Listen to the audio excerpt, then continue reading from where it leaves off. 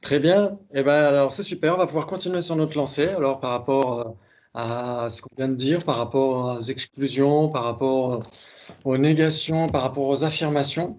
Normalement, le début de cette section n'est pas si difficile, mais on va la voir ensemble si vous voulez. Donc, c'est page 58. Et donc, on avait vu l'objet lui-même. Ok, très bien. Ok, non, on peut prendre en haut de la page 59. Très bien. Donc, il dit, la perception appréhende les choses telles qu'elles sont. Donc, vous vous souvenez, on avait vu qu'il y avait l'objet apparent et l'objet d'engagement. C'est-à-dire que les objets, donc le swalakshana, les vérités ultimes des Authentica, apparaissent à la perception tels qu'ils existent. Donc voilà, ça apparaît dans toute sa splendeur, il y a tout ce faisceau d'informations. Mais après, qu'est-ce qui est compris? Là, c'est différent. Donc c'est ce qu'on appelle juk juk en tibétain. La perception est juk juk, c'est-à-dire s'engage positivement vis-à-vis de l'objet, appréhende l'objet tel qu'il est, apparaît à la perception. Après, est-ce que cette perception l'appréhende ou le réalise ou le comprend tel qu'il est? Là, c'est différent. Et toutes les qualités de ces fleurs m'apparaissent. Le fait qu'elles sont impermanentes, qu'elles se transforment, qu'elles sont produites, etc., tout cela apparaît à la perception, puisque la perception voit les choses telles qu'elles sont. Donc il n'y a pas de distorsion, c'est ça qu'on avait vu, hein. La définition d'une perception directe, c'est... Une perception, une cognition nouvelle et infaillible, libre de conceptualisation. Alors, ça, ce sera la définition d'une perception directe valide, ouais. Mais si on prend la définition d'une perception directe, toute seule, C'est une conscience qui ne se trompe pas face à son objet apparent. voilà, donc ça, on appellera une conscience non erronée. Conscience Une non erronée. cognition. Ah oui, d'accord, c'est pas la même chose. Ok. Exactement. Donc en effet, les perceptions doivent être non erronées. Ce sont des cognitions libres de conceptualisation et non erronées. Donc non erronées, ça veut dire que justement, oui, il n'y a pas cette distorsion, hein, ouais. Oui. Ça veut dire qu'elle ne se trompe pas à l'égard de son objet apparent. C'est super, très bien. Donc voilà, c'est ça qu'il est en train de dire. Tout cela apparaît à la perception puisque la perception voit les choses telles qu'elles sont. C'est ça que ça veut dire. Elle est non erronée. On peut se demander pourquoi, si elle apparaît, si cela apparaît, on ne le comprend pas. Salut Rachel, Bonjour. ça va? Ça va, Ouais. Bonjour. Bonjour. Super. On est en haut de la page 59. Ouais. Merci. Dans la moitié du premier paragraphe. Et donc, on vient de dire justement que la perception voit les choses telles qu'elles sont. Pourquoi? Parce que la perception est libre de conceptualisation et non erronée. Elle ne se trompe pas à l'égard de son objet apparent. Donc, il n'y a pas de distorsion pour la perception chez les Authentica. Donc, c'est pour ça qu'il dit, elle voit les choses telles qu'elles sont.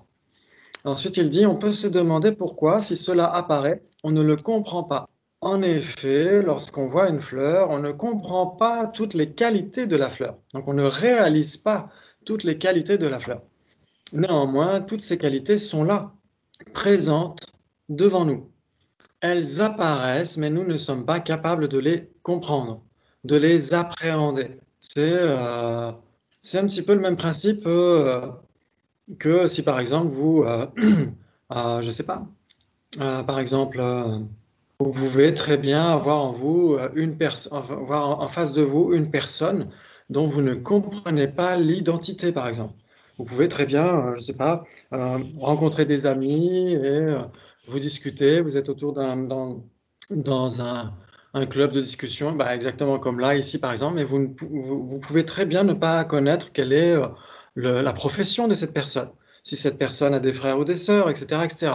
Et malgré tout, tout ça, ça fait partie de l'entité de cette personne. Donc c'est le même principe. C'est-à-dire qu'il y a tout un faisceau d'informations qui apparaît à la conscience, mais tout n'est pas nécessairement réalisé. Donc elles apparaissent, mais nous ne sommes pas capables de les comprendre, de les appréhender. Donc bien que les qualités apparaissent, la perception ne peut pas les appréhender, les distinguer. Donc ici, appréhender pour gâcher de appréhender, distinguer, comprendre, ce sera équivalent. Mais pour nous, on avait vu, quand on avait étudié l'Auric, justement, avec Venerable Geshe Gensen, on avait vu que appréhender et réaliser, c'est quand même assez différent.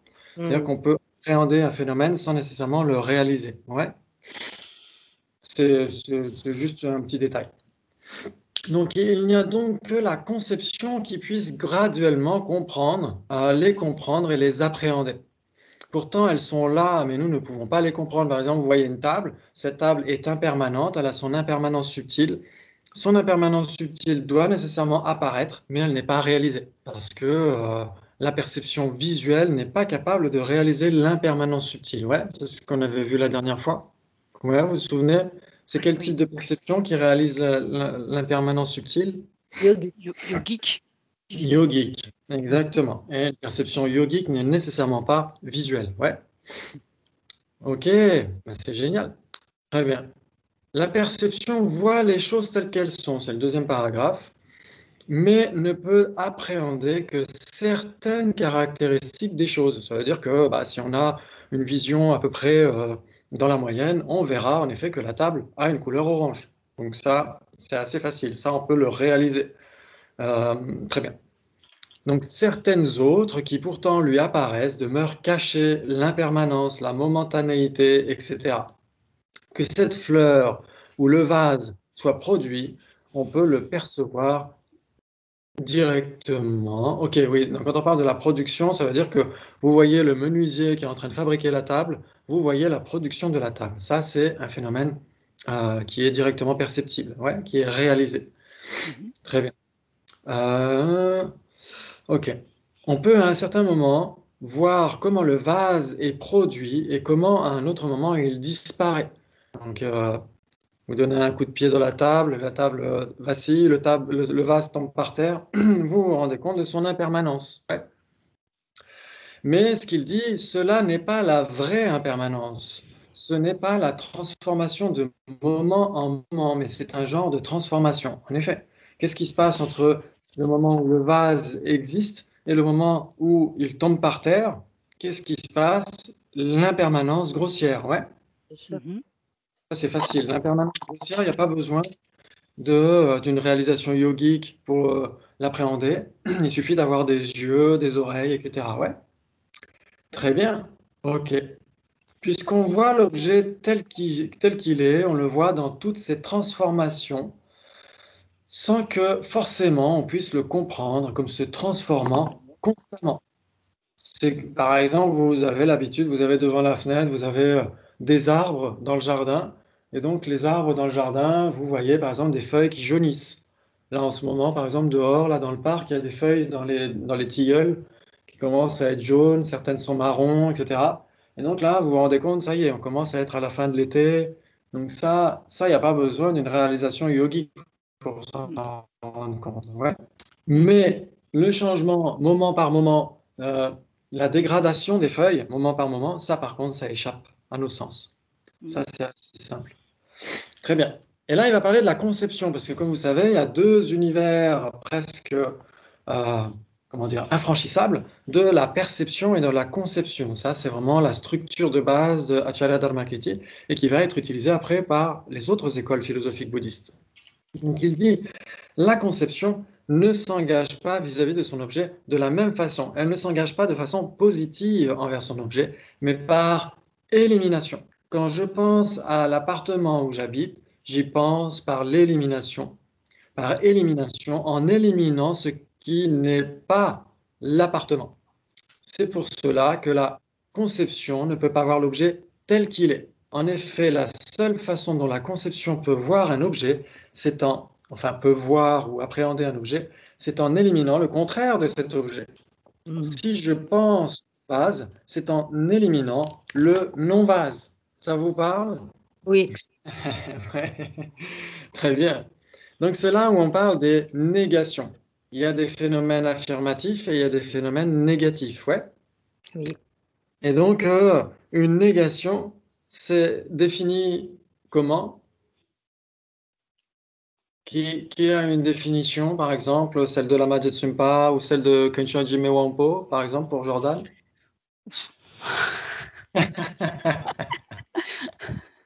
Ok. Je sais C'est pas. un petit peu à brûle pour point. Ok, donc la définition donnée par la Majetsunpa, c'est un phénomène qui est réalisé par l'élimination explicite de son objet de négation, par la conscience qui l'appréhende. Rangzingi le rangi gaja nusuchepe gone toparjawa. Donc, la Madhya ne donne pas le terme explicite, mais il faut le rajouter quand même. Donc, c'est un phénomène qui est réalisé au moyen de l'élimination explicite de son objet de négation par la conscience qui l'appréhende. Et dans d'autres textes, par exemple à Jebung Gomang, on dira que c'est un phénomène qui doit être réalisé au moyen de l'élimination de son objet, l'élimination explicite de son objet de négation par la conscience qui l'appréhende aussi. Donc c'est assez similaire. Ça veut dire que il faut qu'il y ait une élimination explicite. Pourquoi? Est-ce que ça vous parle? Pourquoi est-ce qu'il faut une élimination explicite de quelque chose d'autre?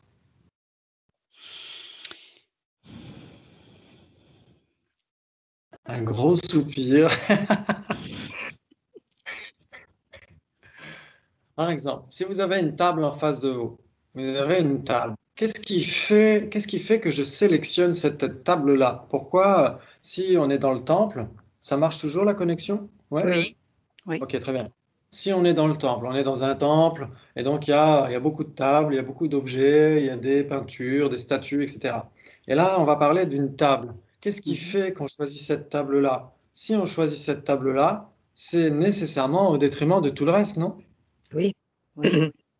Si, par exemple, vous êtes au restaurant et qu'on vous propose vers la fin du repas, ok, vous avez le droit, le choix entre le fromage et le dessert. Si vous choisissez le dessert, ça veut dire que vous éliminez du coup le fromage. Mhm. Ouais. Donc vous faites une élimination. Vous êtes d'accord? Mhm. Vous faites une exclusion. Ça veut dire que vous choisissez le dessert au détriment du fromage. Mhm. Forcément, puisque vous avez le choix entre les deux. Mais est-ce que c'est une élimination explicite ou est-ce que c'est implicite?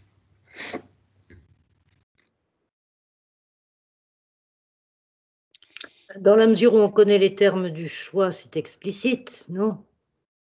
Dans la En mesure fait, où les éléments du ouais, c'est explicite. C'est si on ne connaît pas les éléments du choix que c'est... Non. ouais. Alors, oui, ça pourrait être lié, en effet. On pourrait dire, si les éléments du choix sont explicitement formulés, on pourrait dire, oui, que c'est une élimination explicite. Si par exemple on dit, ah, moi je prends le dessert et je ne veux pas du fromage, dans ce cas-là, on le dit explicitement, qu'on exclut le fromage, ouais. Mm. Ouais.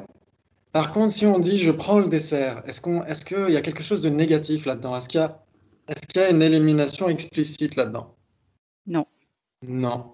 On dit juste je prends le dessert, ouais. Oui. Ouais. Donc on affirme tout simplement quelque chose. On ne nie rien en fait explicitement, vous D'accord. êtes d'accord? Oui, oui. Mais malgré tout, le fait de choisir l'un élimine du coup le deuxième. Et là, c'est Sauf que implicite.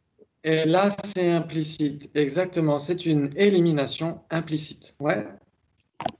En fait, c'est Et difficile si c'est quand il n'y a que le choix entre deux. Quand il n'y a que le choix entre deux, c'est difficile de dire si c'est implicite ou explicite, je trouve. Enfin bon. oui. Alors en effet, c'est ce qui est choisi dans les textes pour montrer justement une négation implicite, en fait. Ça veut dire Mm. que, ils vont dire, par exemple, l'exemple choisi dans les textes, ils vont dire par exemple, le gros Devadatta, c'était le cousin du Bouddha et il était obèse. Et donc il disait, le gros Devadatta ne mange pas le jour. Oui, mais comme il n'y a que le jour ou la nuit, Ouais, exactement. Et donc c'est pourquoi on sous-entend qu'il mange la nuit. Ouais. par contre, si dans un menu de 10 plats, tu en choisis un, tu n'es pas capable de savoir quels sont les 9 que tu as éliminés. Oui, exactement, tout à fait. Mais malgré tout, il y a quand même une élimination, même si tu ne les Bien sûr. connais pas spécifiquement. Et pourquoi est-ce que c'est une élimination de toute façon dès qu'on choisit un phénomène? Parce que c'est ce que dit Acharya Dharmakirti. Il dit n'importe quelle chose ou n'importe quel phénomène est l'élimination de tous les autres. Ouais. Ça veut dire que cette table en face de nous est nécessairement l'exclusion de tout le reste. Mm. Cette table n'est pas une autre table, cette table n'est pas le temple, cette table n'est pas une personne, cette table n'est pas ceci, n'est pas cela, etc. Donc, quand on dit cette table, on élimine nécessairement tout le reste. Ouais. Mhm. Sauf que cette élimination n'est pas explicite, elle Voilà. est implicite. Et donc, ça veut dire que cette table continue d'être un phénomène affirmatif. Sinon, n'importe quel phénomène serait négatif, puisque n'importe quel phénomène est l'exclusion de tous les autres. Mhm. Donc, on ne pouvait pas avoir de phénomène affirmatif, on n'aurait que des négations. Et en fait, non, la négation, c'est quand il y a une élimination explicite. C'est ça qui fait la différence, ouais. Si par exemple on dit cette table qui n'a pas une couleur bleue, cette table qui n'est pas en fait en métal, ou cette table qui n'est pas à moi, là on a des négations explicites. Vous êtes d'accord? Tout à fait. Ouais. Mhm. Et donc dans ce cas-là, cette table qui n'est pas en fer, cette table qui n'est pas bleue, etc., ce sont des négations. Parce qu'il y a une élimination explicite de quelque chose. Ouais, Mhm. Oui. ça vous Est-ce parle? est-ce qu'on peut dire que dans l'élimination explicite, la conscience ne se trompe pas sur son objet? Alors, Objet d'art. en fait, quand il y a une élimination explicite, c'est nécessairement conceptuel. Et donc, Mhm. c'est dans les définitions qu'on vient de voir, ils disent pas ça. Ils disent ce phénomène qui est réalisé au moyen de l'élimination explicite par la conscience qui l'appréhende. Ils ne disent pas par la conscience conceptuelle, mais ça devrait être le cas. C'est nécessairement une conscience conceptuelle qui fait la différence. Parce que la conscience conceptuelle, c'est elle qui va être le boss, en fait, qui va dire est-ce Ah que oui. cette table Mm. est négative ou est-ce que cette table est affirmative? C'est est-ce que la conscience conceptuelle élimine explicitement ou non autre chose? Et une conscience conceptuelle se trompe nécessairement à D'accord. l'égard de son. Ok. Elle est nécessairement. Ouais, Ouais, je comprends. Ok. Mm. très bien. Donc ça veut dire que cette même table en face de nous, elle peut être un phénomène affirmatif, elle peut être un phénomène négatif. Ça ne dépend pas nécessairement d'elle. Ça dépend de est-ce que nous, notre conscience conceptuelle, élimine explicitement quelque chose ou pas. Quand on dit la table, on élimine implicitement tout le reste. On élimine les fleurs, les personnes, les animaux, etc., etc. Les autres tables, on les élimine implicitement. Donc ça veut dire qu'elle continue d'être un phénomène affirmatif quand on dit la table. Par contre, si on dit la table qui n'est pas une fleur ou la table qui n'est pas en fer, etc., etc., ou cette table qui n'est pas à moi, à ce moment-là, on a, grâce à la conscience conceptuelle, une élimination explicite qui n'est Ouais. pas ceci, etc., etc. Et donc, du coup, à cause de ça, la table devient un phénomène négatif. Mhm. Donc, ça veut dire que ça n'appartient pas à sa nature d'être un phénomène affirmatif ou négatif, etc. Ça dépend de la conscience conceptuelle. Ça dépend s'il y a une exclusion ou une élimination explicite ou pas. Ouais, ça parle Mhm. à tout. Génial, super, excellent. Si on dit par exemple un, un jus de fruits sans sucre ajouté, est-ce que c'est un phénomène affirmatif ou un phénomène négatif? Un jus de fruits sans sucre ajouté, Négatif. c'est négatif. Pourquoi? Mais parce qu'on précise que sans rajout de sucre. Sinon, Exactement, on pourrait dire juste le jus de fruits. exactement. Si on dit le jus de fruits, c'est un phénomène affirmatif, c'est une affirmation. Et si on dit un jus de fruits sans sucre ajouté, ça, il devient nécessairement une négation, un phénomène négatif. Parfait, c'est super. Vous avez très bien compris. C'est génial. C'est super. Donc ça veut dire que la Dis-moi, conception, en fait, elle fonctionne toujours. Oui, pardon. oui, Si maintenant, disons, on veut dire à quelqu'un, va me chercher, je sais pas moi, le tabouret, et la personne, mais on lui dit, mais pas le tabouret rose, le tabouret bleu. Est-ce que c'est une négation aussi, du coup? exactement. Tout à fait. D'accord. Même si, Exactement, voilà. parce Ok. qu'on aura exclu le tabouret bleu explicitement. Ouais, D'accord. tout à fait. Ok, merci. Exactement. Génial. Et là, c'est super parce que on voit que n'importe quel phénomène est l'exclusion de tous les autres. Ouais.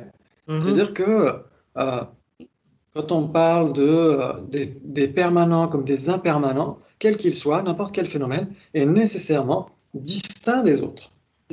Parce que s'il n'était pas distinct, ben, on n'aurait pas, on n'aurait pas un phénomène qui posséderait sa propre entité. C'est-à-dire que vous avez la table et son impermanence, par exemple. La table et son impermanence, c'est deux phénomènes distincts. Ouais. C'est deux phénomènes distincts. Pourquoi? Parce qu'ils sont conceptuellement distincts. Ce qu'on avait vu au cours d'une session précédente, on avait parlé de la distinction conceptuelle. Ouais. La distinction conceptuelle, la distinction de substance ou l'entité substantielle et l'unité conceptuelle, on avait vu que c'était extrêmement différent. Donc ça veut dire que la table, c'est un phénomène, son impermanence, c'est un autre phénomène.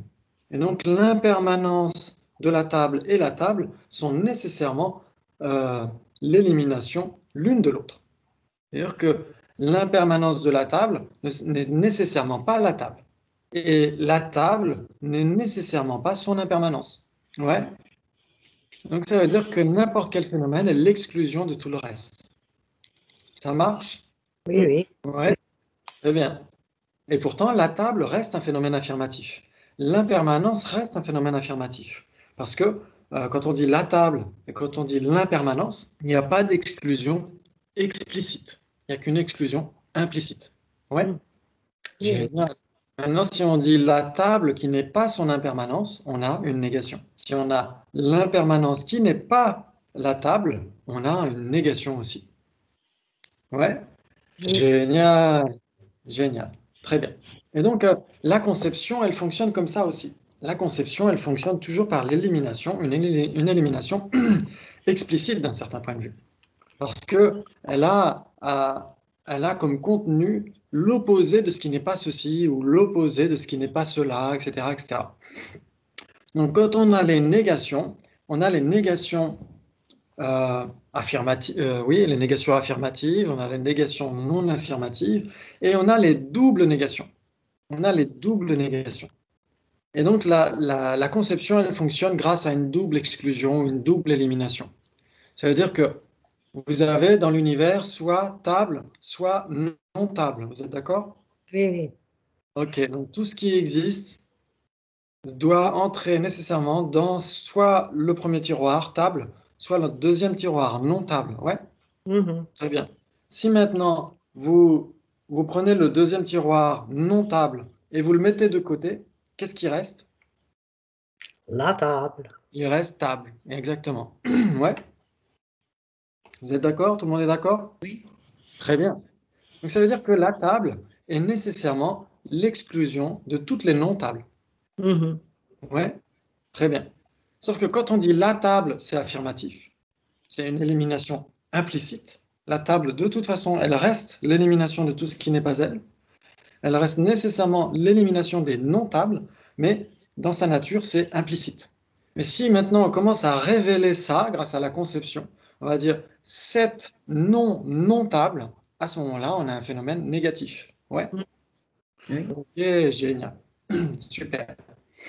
Donc Quand tu dis, pardon, Timpa, quand tu dis cette non-table, c'est une double négation. Exactement, tout à fait. On a cette exclusion de toutes les non-tables, où on a l'opposé de toutes les non-tables, et donc on a nécessairement une table. Donc c'est deux moyens d'arriver au même objet, en fait. C'est-à-dire que le premier moyen, la table, c'est plutôt ce qui va être l'objet apparent d'une perception directe, et la non-table, c'est ce qui va plutôt servir pour la conception. La non-table, l'exclusion de tout ce qui n'est pas une table. C'est ce qui va servir pour la conception. Ouais.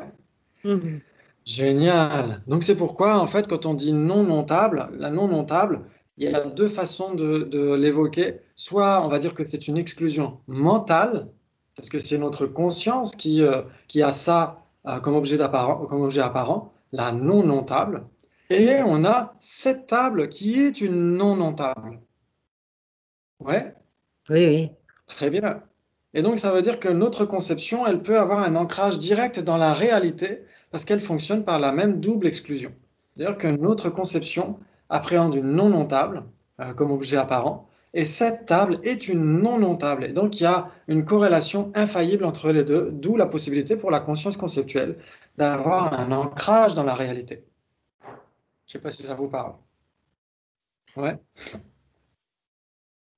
Parce que c'est peut-être qu'on le verra plus tard, je pense qu'il en parle plus tard. Il y a les exclusions mentales et les exclusions qui sont des phénomènes spécifiquement caractérisés. C'est-à-dire que cette table, c'est une non-table et elle peut être appréhendée par notre conscience. En fait, notre conscience peut être en accord avec cette table, elle peut être Elle est nécessairement erronée, mais elle peut ne pas être fausse. Elle peut réaliser son objet parce que notre conception passe par l'exclusion de toutes les non-tables.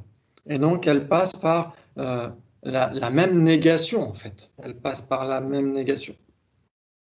Ok, on en reparlera de toute façon, c'est pas très grave. Là, c'est juste pour vous présenter un petit peu la façon dont l'engagement par exclusion fonctionne.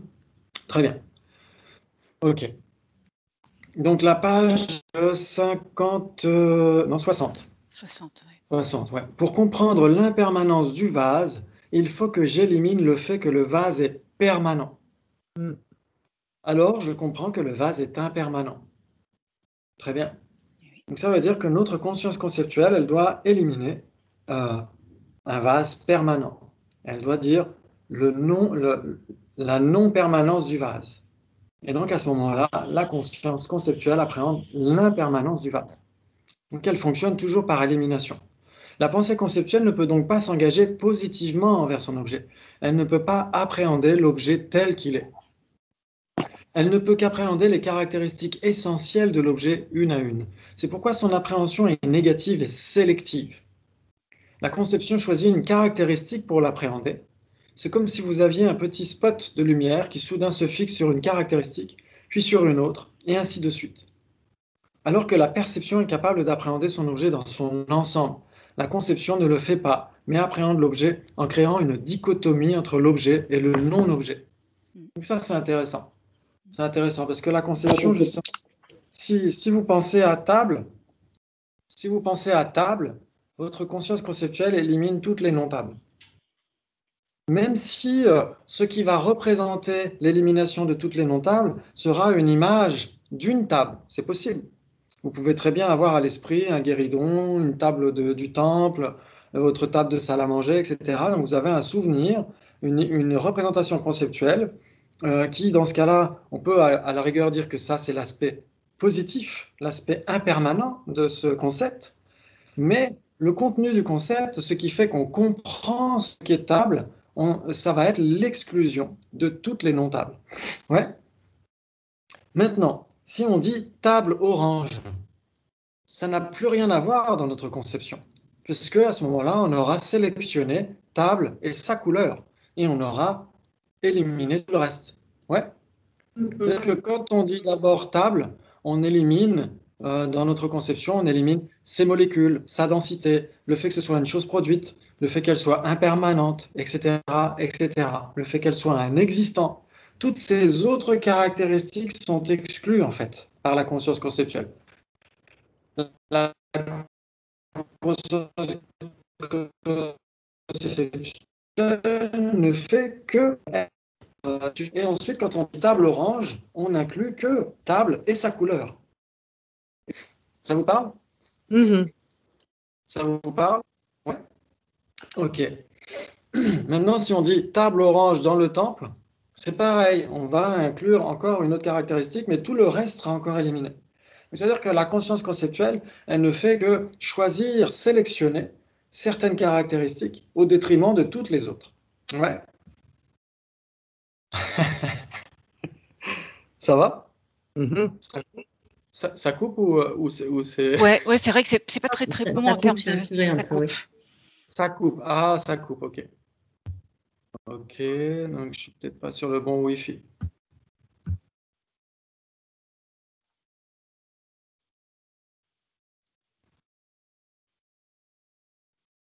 Ok, donc là je suis sur un autre Wi-Fi, normalement ça devrait marcher.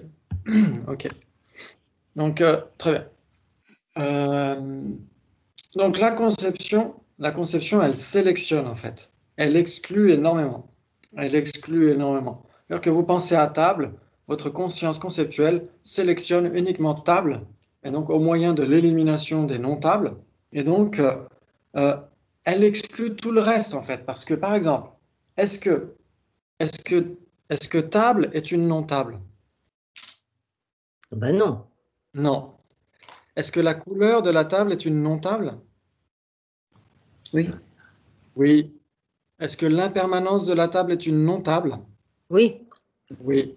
Est-ce que la production de la table est une non-table? Oui. Oui. Exactement.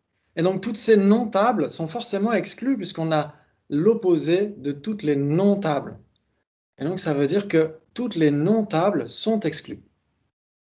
Toutes les non-tables sont exclues dans notre conception. Et donc, l'impermanence qui est une non-table est exclue, la couleur de la table qui est une non-table est exclue, la production de la table qui est une non-table est exclue. On n'a que table. Ouais. Donc, c'est extrêmement restreint dans notre conception. On exclut tout le reste, tout ce qui n'est pas table. Vous êtes d'accord? Ouais.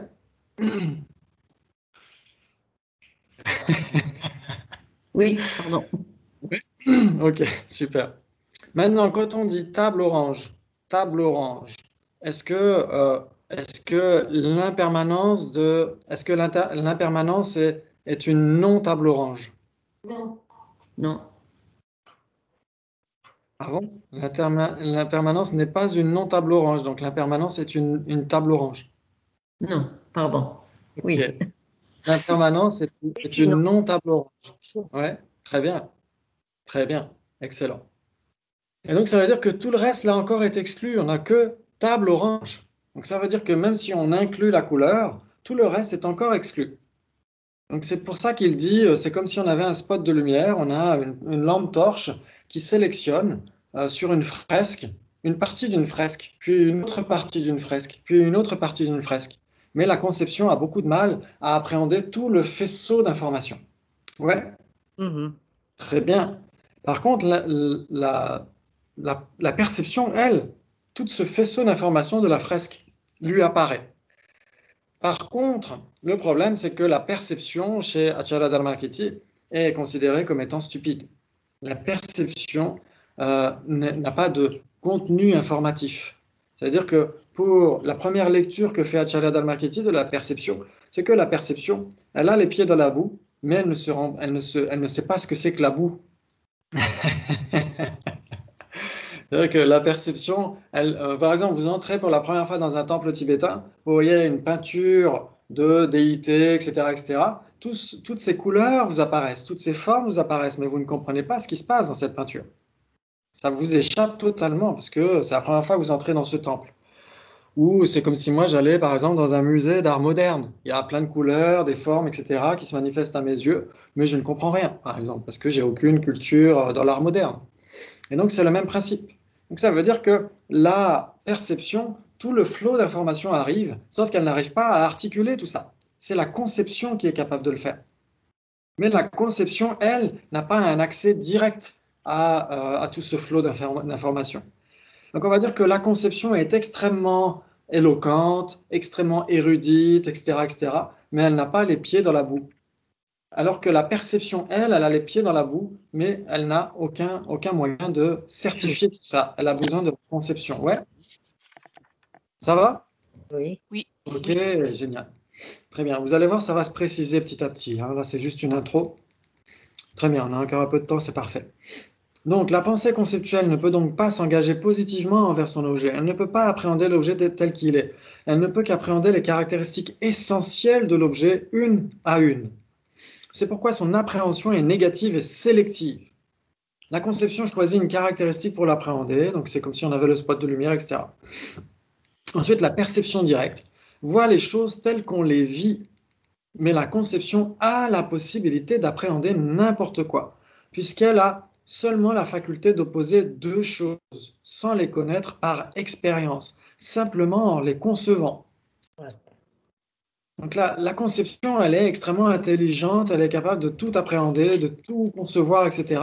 Mais elle n'a pas un accès direct à la réalité. C'est toujours un accès indirect, au moyen de la perception. Et au moyen d'un reflet conceptuel, d'une représentation mentale. C'est donc pour cela que la conception peut concevoir des tas de choses qui existent ou qui n'existent pas. On peut concevoir une corne de lapin, par exemple. On peut concevoir une plume de tortue. On peut concevoir, dans les textes, il parle d'une fleur d'espace, par exemple, ou la fleur d'un arbre mort, par exemple, etc., etc. Donc ça veut dire quoi? Ça veut dire que les non-existants sont de simples imputations. C'est ça qu'on dit en tibétain. Tarpatsam, torpe tarpatsam, torpe tartsam. Une simple imputation conceptuelle. C'est ça, un phénomène, un non-existant. Un non-existant, c'est une simple imputation. Ça veut dire qu'à part le concept, il n'y a rien d'autre. Il n'y a qu'une coquille vide. Il n'y a qu'une image mentale, il n'y a que l'exclusion de tout le reste. Par exemple, quand on dit corne de lapin, on élimine les plumes de tortue, c'est au détriment de tout le reste, en fait, des non-cornes de lapin.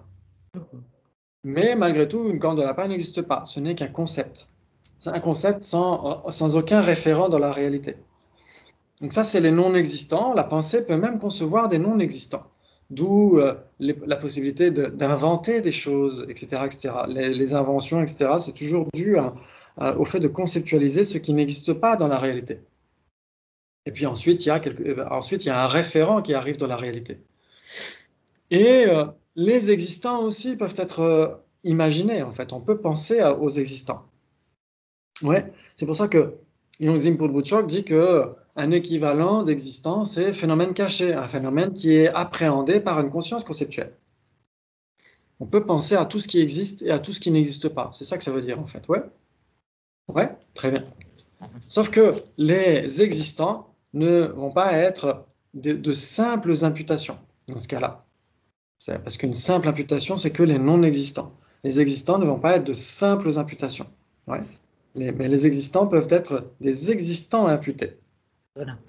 Ouais, très bien. Excellent. Ok. Très bien. C'est donc pour cela que la conception peut concevoir des tas de choses qui existent ou qui n'existent pas. La perception, elle, est limitée à ce qui existe. Je ne peux pas avoir la perception d'une autre vie parce que je ne sais pas ce qu'est une autre vie. Par contre, la conception me permet d'imaginer toutes sortes de choses vraies ou fausses. Cela a évidemment des conséquences importantes. À toutes sortes de points de vue, cela implique que la conception déforme les choses de plusieurs points de vue. Le premier, c'est qu'elle isole les caractéristiques des choses qui, en fait, ne sont pas isolées. Lorsqu'on me dit que ce verre est impermanent parce qu'il est produit, il y a en moi des pensées conceptuelles qui vont travailler, qui vont d'abord comprendre la production du verre, puis son impermanence. Ces conceptions appréhendent la production du verre, le fait que le verre soit produit, et le fait que le verre soit impermanent comme différent, alors qu'en réalité, il n'y a qu'un objet. Ouais. Si par exemple vous avez cette table en face de vous, quand on pense à l'impermanence de la table, notre conception a tendance à saisir l'impermanence et la table comme étant séparées en fait. Alors qu'elles ne sont pas séparées, elles sont dans une même entité. C'est-à-dire qu'on ne peut pas avoir l'impermanence de la table dans le salon et la table dans la cuisine, c'est pas possible. Donc la table et son impermanence sont une même entité substantielle. Elles font partie du même objet d'un certain point de vue. Et donc, qu'est-ce qui nous permet de sélectionner, de choisir l'une ou de choisir l'autre? C'est la conception. Il n'y a que la conception qui peut isoler l'impermanence de la table par rapport à la table. Ouais. Oui. La perception, elle, ne peut pas le faire. La perception n'a pas la capacité de distinguer les deux. Ouais. C'est génial. C'est génial parce qu'on a vraiment...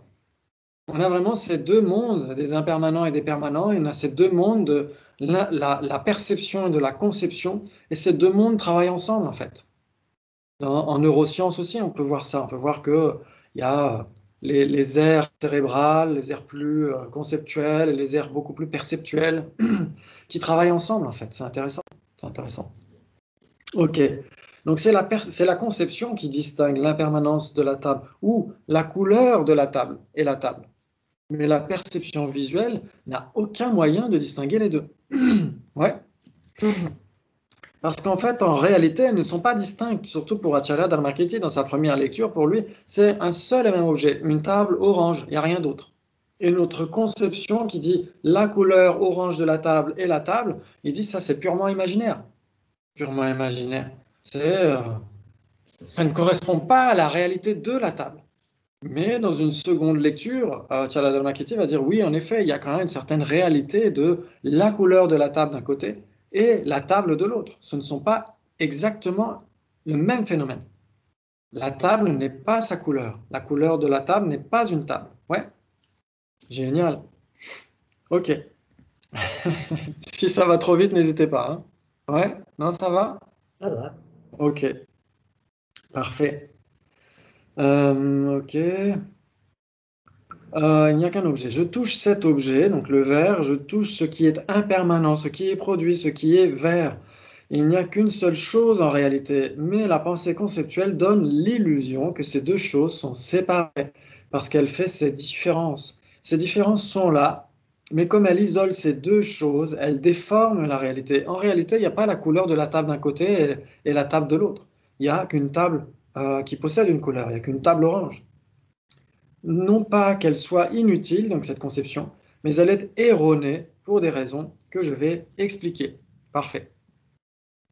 La pensée peut également unifier deux choses qui sont complètement différentes. Si je pense à deux hommes et que je dise qu'ils appartiennent à l'humanité, dans mon idée, dans ma conception, il n'y aura plus qu'une seule chose, l'humanité, qui couvre ces deux personnes. Ici, la pensée n'a pas séparé les choses, mais les a réunies. Donc la pensée déforme les choses en les séparant ou en les unifiant. C'est ça qui est intéressant. C'est que il y a une fois, je crois que j'avais assisté à une conférence d'un enseignant bouddhiste qui disait que la conceptualisation ne faisait que diviser et que la perception ne faisait que unifier. Mais en fait, la conception, elle peut unifier aussi. Par exemple, quand on a des distinctions exacerbées entre les êtres humains, parce qu'on insiste sur certaines caractéristiques, français, homme, pas homme, femme, pas femme, etc. euh, Bouddhiste, pas bouddhiste, chrétien, pas chrétien, musulman, pas musulman, etc., etc. Là, on fait des distinctions exacerbées. En effet, la conceptualisation, dans ce cas-là, divise les êtres humains. Mais la conceptualisation peut unifier les êtres humains. Nous sommes tous des êtres humains, nous sommes tous des êtres conscients qui souhaitent obtenir le bonheur et échapper à la souffrance. Et c'est aussi une réalité. Et donc, notre conception, ça dépend comment on l'utilise. On peut l'utiliser pour diviser, mais on peut l'utiliser aussi pour unifier. Et donc, ça, c'est passionnant. C'est passionnant. Donc, il n'y a pas que cette faculté de diviser pour la conception, il y a aussi cette faculté de généraliser, d'unifier, d'inclure plusieurs phénomènes comme des instances d'une seule et même généralité. Ouais, Oui. ça vous parle? Pour la table. Génial. Pardon? Ouais. C'est pas une table. La conception de table, elle englobe toutes les tables, alors que la perception, elle voit une table en particulier. Exactement. Exactement. Quand on pense à la généralité table, en effet, on pense en fait, on exclut tout ce qui n'est pas table. Et donc forcément, toutes les tables, toutes les instances de table sont aussi des non-non-tables. Et donc on inclut dans cette généralité toutes ces instances. Ouais, exactement. C'est vraiment génial. C'est vraiment génial. Ok. Donc la pensée conceptuelle est également incapable d'appréhender les choses telles qu'elles sont, car elle ne peut appréhender qu'un nombre restreint de caractéristiques à la fois. Parce que, en fait, même si on veut avoir une généralité à l'esprit, cette généralité est l'exclusion de tout le reste. Ça veut dire que si on pense à table, malgré tout, on exclut table orange, table, table en bois, table du temple, etc. C'est ça le problème. C'est que quand on pense à table, bah, on ne pense qu'à table. Et donc, ça exclut quand même certaines instances de table. C'est ça le problème. C'est-à-dire que, en effet, une table orange n'est pas une non-table. Donc oui, dans ce cas-là, ça va. Sauf que oui, on est trop général avec la conception. La conception est trop générale, elle ne spécifie pas. Donc ça veut dire qu'elle n'envisage pas les instances particulières. Elle les englobe dans une généralité, mais ne pense qu'à la généralité, sans nécessairement englober toutes les instances. Donc c'est un peu compliqué. C'est un peu compliqué. Ok. Et elle ne peut appréhender les caractéristiques de l'objet que progressivement. L'objet lui-même ne possède pas ces caractéristiques progressivement, mais tout en même temps. Et donc on pourra penser à table, puis après à table orange, puis table orange impermanente, mais en réalité la table est déjà orange, est déjà impermanente. Et notre conception peut appréhender ces caractéristiques progressivement. Il y a donc deux choses à relier à ce que nous avons dit précédemment. Nous avons le swalakshana, donc le swalakshana, le phénomène spécifiquement caractérisé, le phénomène impermanent, la vérité ultime des Sautrantika, qui suivent le raisonnement. Ouais. Nous avons le swalakshana, qui est l'objet apparent de la perception. La perception perçoit le swalakshana positivement. Elle perçoit l'objet tel qu'il est. Donc on l'a dit de manière non erronée. Puis nous avons la conception qui perçoit le samanyalakshana, le phénomène généralement caractérisé, donc le phénomène permanent, la vérité conventionnelle des Sautrantika. Et ce dernier est perçu par la conception négativement. en éliminant le contraire de cet objet, ou ce qui le contredit. Bien que la conception déforme la réalité, cela ne veut pas dire qu'elle soit inutile, parce que souvent, même chez les bouddhistes, il y a des gens qui vont dire ouais, il faut surtout pas réfléchir, faut surtout pas penser, puisque la pensée est erronée de toute façon. Le doigt qui pointe vers la lune ne sera jamais la lune, etc. Oui, d'accord, mais il pointe correctement vers la lune. Donc la conception ne sera jamais le phénomène en question, en effet. Mais la conception peut certifier correctement ce phénomène en question. Mhm. Donc ça, c'est très important. Donc cette conception est importante car la perception sans la conception est aveugle. Donc la perception sans la conception est stupide en fait. C'est ce que dit Sakya Pandita dans le Trésor de cognition valide, dans le Tsemarikpe. Il dit que la perception, donc les consciences sensorielles, sont euh,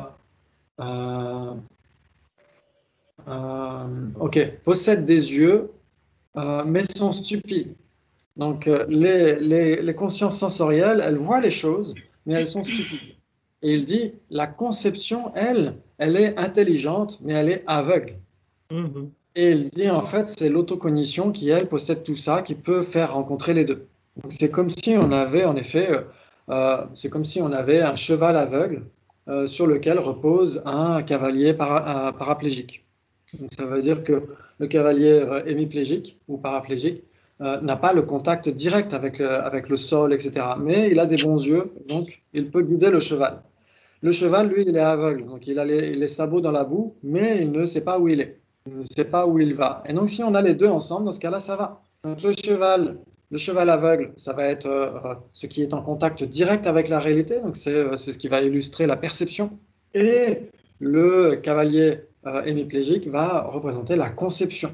Parce que lui, il peut très bien distinguer les choses, distinguer le haut du bas, cette direction-là par rapport à telle autre direction, etc. Il peut écrire des livres là-dessus, mais il n'a pas un contact direct avec la réalité. Il n'a pas les pieds dans la boue.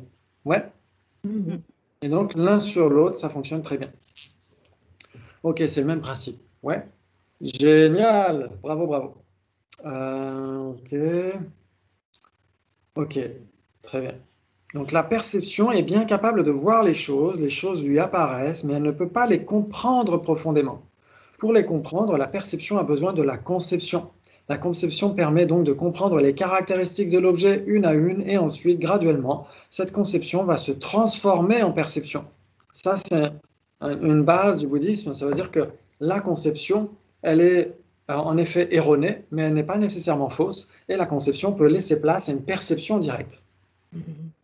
Ça veut dire qu'au début, on comprend l'impermanence subtile, on comprend cette impermanence subtile grâce à des raisonnements, grâce à des syllogismes, etc. Et au début, c'est une cognition inférentielle valide. On réalise l'impermanence subtile de la table, mais on ne la perçoit pas directement. Mais grâce à un entraînement méditatif, on s'entraîne encore, encore et encore à réaliser cette impermanence subtile de la table. Un jour, la généralité de sens, le reflet conceptuel n'aura plus besoin d'être là et on percevra directement cette impermanence subtile. Mhm. Ce sera une perception yogique directe. Ouais. Très bien, donc d'où l'importance de l'entraînement, à essayer de comprendre des choses qui échappent à nos sens pour qu'un jour ça devienne une réalisation directe. Ok, il nous reste quelques minutes, c'est parfait. Est-ce que vous avez des questions par rapport à ce qu'on vient de voir déjà pour l'instant? Non? Ok, super. Très bien. Donc prenons l'exemple de mes deux mains pour un bouddhiste. Cette main est une main, cette autre main est une main. Mais il n'y a pas un troisième objet qui soit commun aux deux et qui soit la main ou la propriété ou le fait d'être une main, la manéité. La manité, on pourrait dire, ou je ne sais comment l'appeler. En anglais, on dit handhood. En tibétain, on va dire lakpani, c'est pareil. Ça veut dire c'est comment dire, l'entité même de la main, la manéité. Comme pour les bouddhistes, il n'y a pas d'universel réel en dehors des choses elles-mêmes. Donc l'universel, c'est quoi? C'est la généralité. Il n'y a pas la généralité main qui existerait comme ça dans l'espace, comme les idées de Platon, etc., et qui aurait besoin ensuite d'être manifestées dans les mains, etc. C'est pas de ça qu'il s'agit chez les bouddhistes. Il n'y a pas un troisième élément. Il n'y a qu'une main gauche et une main droite. Et quand on dit main, à ce moment-là, c'est surtout pour la première lecture de Achala Dharmakirti, c'est purement imaginaire. Quand on dit main en général, c'est purement imaginaire. La généralité main n'existe pas vraiment. C'est une distinction imaginaire. Ce qui existe en réalité, c'est que des mains, une main droite, une main gauche, etc. Ouais? Oui, oui. Très bien. Très bien. Et donc, ça, c'est la toute première lecture d'Achala Dharmakirti, mais il a une lecture ascendante. Ça veut dire que c'est quand même le roi des logiciens bouddhistes. C'est celui qui a institué la logique bouddhiste. Et donc, la logique, ça fonctionne à partir de quoi? À partir de généralisation. À partir de généralisation. Quand on dit la table est impermanente car elle est produite, il faut certifier en effet que si c'est produit, c'est nécessairement impermanent. Et donc, il faut généraliser. Tout ce qui est produit doit être tout ce qui est impermanent. Donc, ça veut dire qu'on a nécessairement des généralités à la conscience. Ouais. Parce que sinon, ça ne fonctionnerait pas. Si on disait la table est impermanente car elle est produite, ok, ça fonctionne pour la table, mais ça ne fonctionnerait pas pour le reste. Pour le reste, il n'y aurait pas d'implication. Ce n'est pas parce que c'est produit que c'est impermanent. À ce moment-là, pourquoi est-ce que ça fonctionnerait pour la table? Donc c'est ça qui est très important. Il faut vraiment avoir des généralisations. Et ces généralisations emploient des généralités. Et ces généralités doivent avoir une certaine existence. Peut-être pas une existence pure et dure comme chez les Neyayika qui pensent que en deçà et au milieu de toutes ces tables, il y a une généralité table qui a une existence distincte, voire même séparée, tout en imprégnant les tables. Chez les bouddhistes, non. Chez les bouddhistes, vous supprimez toutes les tables qui existent dans le monde, la généralité table cesse d'exister. Ouais. Donc, mais pour les hindous, pour certains tenants hindous, la généralité table peut survivre à ces instances. C'est-à-dire que tous les dinosaures ont disparu, mais la généralité dinosaure continuerait d'exister quelque part dans le monde. Et pour nous, les bouddhistes, non, ça ne fonctionne pas. Si toutes les instances disparaissent, la généralité disparaît, puisqu'elle n'est faite elle n'est que désignée en dépendance de ces instances. Ouais. Ça va pour tout le monde? Oh, génial, bravo. Ok. Ok. Donc, comme pour les bouddhistes, il n'y a pas d'universel réel, donc de généralité réelle, en dehors des choses elles-mêmes, le problème se pose en ces termes. Comment expliquer cette relation universelle entre les choses? Donc ça, c'est très important.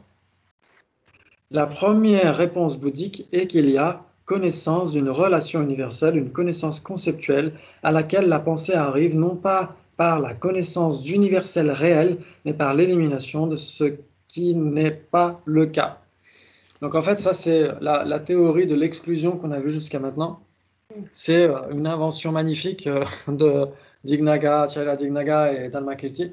C'est de dire que, parce qu'en fait ils sont en réaction par rapport aux tenants de l'école Nyaya, pour qui, comme on l'a dit, dès l'instant où il y a une distinction conceptuelle, il y a un phénomène réel qui est là. Ça veut dire que le tout est supérieur à l'ensemble de ses parties.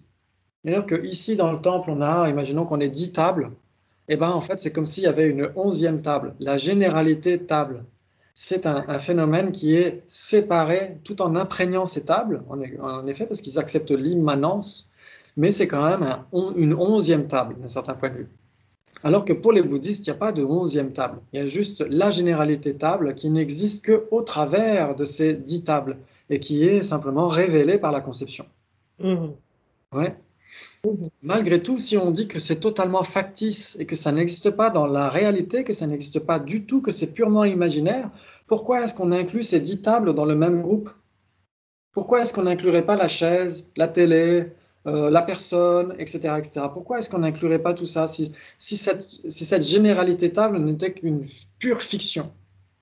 Qu'est-ce qui fait qu'on reconnaît une table comme étant une table? Si la première fois qu'on nous a présenté une table quand on était petit, etc., on nous a dit ça c'est une table, ça ressemblait certainement pas à la table qu'il y a dans le temple. Cette table un peu exotique dans le temple qui ressemble un petit peu à un nuage orangeâtre, etc., etc. La première fois qu'on nous a présenté une table, c'était peut-être une table dans une cuisine en formica, etc., etc. Peut-être que c'était ça. Et on nous a dit c'est une table, ok. Et après, on en a vu d'autres des tables qui n'avaient rien à voir avec cette première table. Comment est-ce qu'on savait que c'était des tables? Comment est-ce qu'on savait que c'était les instances d'une même généralité table? Si la généralité table n'est qu'une pure fiction, n'a rien à voir avec la réalité, comment est-ce qu'on a pu reconnaître une autre table comme étant une table? Par le phénomène d'exclusion. Exactement. Exactement. Puisque Acharya Dharmakirti dit non, il n'y a pas de table qui soit supérieure à l'ensemble de ses parties, qui existerait en deçà des instances de table. Notre accès à la table, en général, ne fonctionne que par exclusion. L'apoha en sanskrit. La apoha, ça veut dire l'exclusion ou l'élimination. Ça veut dire qu'on élimine tout ce qui n'est pas une table. Ça veut dire qu'une chaise est une non-table. Donc une chaise ne peut pas être inscrite dans la généralité table. Une chaise ne peut pas être une instance de table, puisqu'une chaise est une non-table. Ouais. Excellent. Alors qu'une autre table, cette autre table qu'on a perçue des années après, qu'on nous a dit, bah, ça c'est une table, etc., cette autre table n'est pas une non-table. Puisque cette table n'est pas une non-table, elle est une non-table. Elle est l'exclusion de ce qui n'est pas une table. Et donc, elle est inscrite dans la généralité non-table. Ouais. Excellent. Et donc, c'est comme si, en fait, quand on a dans ces textes, par exemple, dans Knowledge and Liberation, etc., donc ils expliquent que, en fait, c'est comme l'ombre. L'ombre d'un être humain ressemble beaucoup à l'ombre d'un autre être humain. Donc, ça veut dire que même si on a un être humain qui a la peau un peu bronzée ou qui a des cheveux ou pas de cheveux, etc., l'ombre en général, par terre, de cet être humain ressemble beaucoup à l'ombre d'un autre être humain. Et donc c'est pourquoi en fait les exclusions ressemblent beaucoup à d'autres exclusions. Une non-non-table ressemble beaucoup à une non-non-table. Oui. Même si cette non-non-table, l'instance de non-non-table ici, a une couleur orange, ressemble à un nuage, etc., et que cette autre non-non-table a des caractéristiques différentes, est plutôt ronde, avec 3 pieds, etc., etc., ça, c'est pas pris en compte. Ce qui est pris en compte, c'est simplement l'entité même de ces tables, qui est en fait d'être des non-non-tables.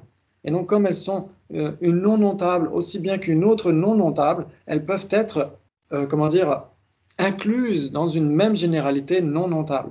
Et comme cette généralité est une négation, est une exclusion, elle est factice d'un certain point de vue. Elle n'a pas d'existence réelle. D'où la réaction d'Acharya Dharmakirti qui dit en fait, vous, les tenants des écoles Nyaya, vous avez une table en plus de toutes ces instances, cette table qui existerait de manière réelle, etc. Nous, on dit non, ce n'est qu'une simple exclusion. Donc c'est une fiction très commode, mais une fiction quand même. Ouais. Ça n'a pas une existence réelle, etc., etc. Donc c'est pourquoi ces grands maîtres parlent de l'anyapoha, l'exclusion d'autres. Et donc ça fonctionne bien, puisque une table est une non-non-table. Et qu'est-ce qui fait qu'on peut associer cette non-non-table avec une non-non-table, avec une autre non-non-table? C'est parce qu'à l'esprit, on a l'exclusion, l'absence, l'opposé de tout ce qui n'est pas une table. Dans la conscience, on fonctionne aussi comme ça, par exclusion. On a non-non-table à l'esprit. Et donc, non-non-table ressemble comme 2 gouttes d'eau à non-non-table. Et donc, c'est pourquoi notre conception peut tout à fait associer cette non-non-table à une autre non-non-table et à la généralité non-non-table. Ouais. Mais si on devait fonctionner par affirmation, il faudrait connaître toutes les tables qui existent dans le monde pour envisager la généralité table. Si c'était par affirmation, il faudrait avoir à l'esprit la liste de toutes les tables qui existent dans le monde. Ce serait un peu compliqué. Il faudrait connaître table orange dans le temple, table qui n'est pas orange, table qui est bleue dans le bar d'à côté, etc., etc. Table de salon, etc. Il faudrait avoir tout ça à l'esprit. Et ça, c'est impossible. Ah oui, Jordan va nous quitter à 10h. Merci Jordan. Merci d'être venu. On a bientôt fini. Très bien. Et donc, si on devait fonctionner par affirmation, par phénomène positif, il faudrait connaître toutes les tables dans le monde pour savoir ce qu'est table. Et là, il n'y a pas besoin. Il suffit simplement d'exclure tout ce qui n'est pas table. Et si on exclut tout ce qui n'est pas table, on a nécessairement la certification de table, de non-non-table. Ouais. Bravo, bravo. Bravo, bravo, parce que c'est pas évident. Là, c'est vraiment des bibliothèques entières qui sont résumées en quelques phrases. Donc, c'est très, très difficile de... Enfin, des bibliothèques entières, je suis en train d'exagérer. beaucoup de pages, de beaucoup de bouquins qui impliquent toutes ces notions-là. Donc simplement en parler comme ça, d'une manière assez abrégée, c'est un peu compliqué, mais ça devrait se préciser au fil de nos études de tous ces points-là. OK? Bravo, bravo en tout cas pour votre courage et votre abnégation. Et pour ceux qui veulent, il y a à 15 heures les débats. OK? Oui. Merci beaucoup. Merci Tout à beaucoup. l'heure. Ciao, ciao, tout à l'heure. Au revoir. Merci, Diepa. Au revoir tout le monde. Ciao.